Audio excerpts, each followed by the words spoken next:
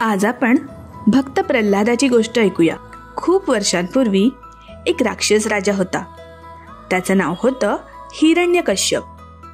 तो खूप बलाढ्य आणि अभिमानी होता. त्याला वाटायचं की मीच देव आहे, सर्वांनी फक्त माझी पूजा करायला हवी. हिरण्यकश्यपने कठोर तप केलं.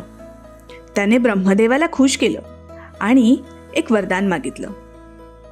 वरदान असं की माझं कोणीही वध करू शकणार नाही, ना माणूस ना प्राणी, ना दिवसा ना रात्री, ना घरात ना घराबाहेर, ना कोणत्याही शस्त्राने, ना जमिनीवर ना आकाशात. ब्रह्मदेवाने हिरण्यकश्यपला वरदान दिले आणि त्यामुळे तो आणखीनच गर्विष्ठ झाला.